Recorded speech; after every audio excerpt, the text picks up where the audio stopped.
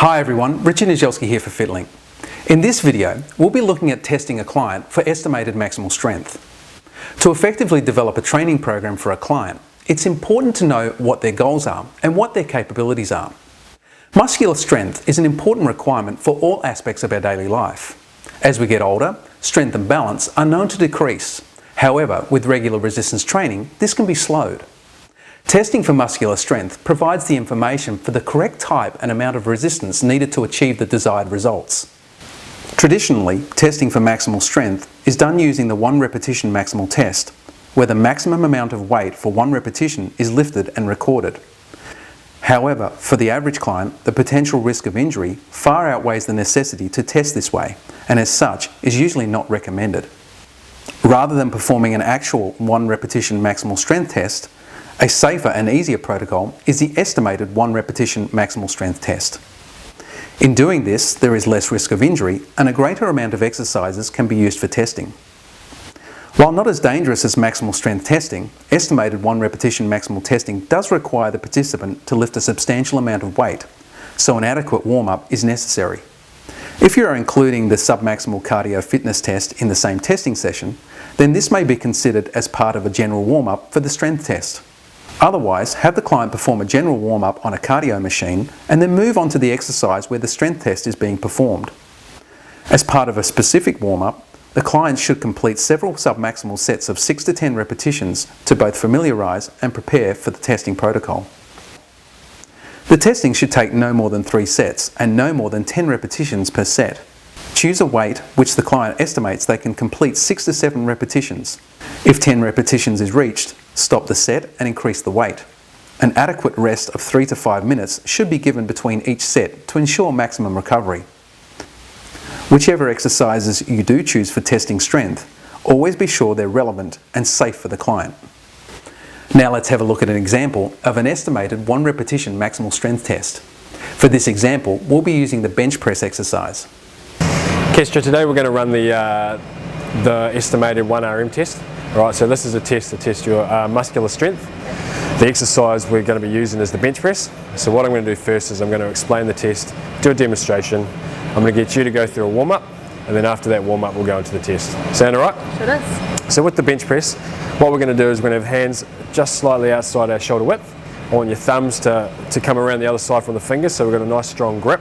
I also want you to keep your back on the pad, feet on the floor. What we're going to do is we're just going to lower the bar nice and slow and then raise it up again. Alright, however many you can do, that'll be our total number. Sound cool? Sure does. I'll get into a demonstration. Alright, so Kestra, demonstration for the bench press. We're going to have your hands slightly wider than shoulder width. Back flat on the pad, feet down. Remember your thumbs opposite your fingers here, nice tight grip. We're going to lift it off into lock position. I want you to bring the bar down, touch your chest, bring it up to lock position again, alright? Down, touch your chest, up again. All make sense? Cool. You ready?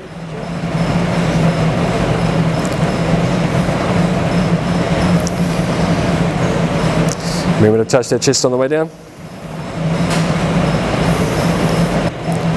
9, 10. Good work, Kestra. So that's 10 reps of your first warm-up set. We're just going to give you a break for 1 minute to 2 minutes. We'll do another 2 warm-up sets and then we'll go into the test from there. Sound cool? Right, Kestra, we've done our warm-up sets. I've now put 5 kgs on each side of the bar, so we've got a total of 30 kgs. We're going to have our first attempt at the test. Alright, so I'll get you to do the same position, same technique. If we get to 10 reps, then what we're going to do is we're going to have a 3 to 5 minute break, put some more weight on the side and start the test again. Otherwise, if we get between 5 and 10 reps, then that's the number we're going to be able to use for our equation. Alright, let's give it a go.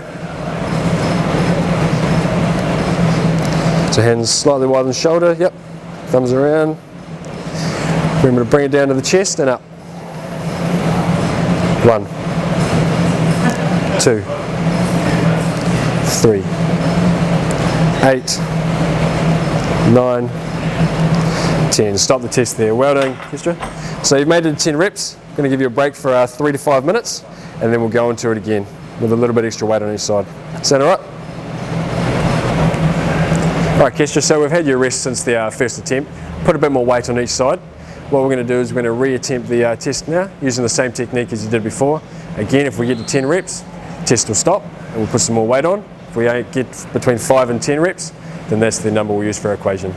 Just remember, if you get to a rep and you can't do it anymore and I have to help you up for that last one, test stops at that point. Cool, let's do it.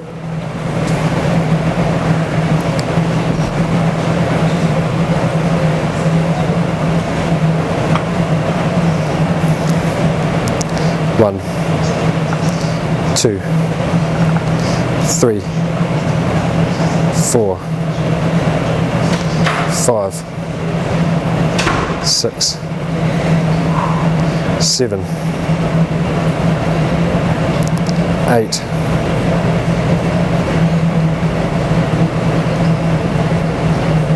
well done. Looks like we got to 8 in total, so that's the number we'll use in our equation. Find out your maximal strength. Is that alright? Cool. Depending on the client's goals and capabilities, a variety of exercises can be used for strength testing. Generally, it's better to choose compound exercises that target the major muscle groups, including leg press, bench press, lat pull down, and seated row. When a result has been achieved for each of these tests, the next step is to calculate the estimated 1RM. This is done using this formula. Dividing the 1RM result by the client's body weight will provide a strength rating.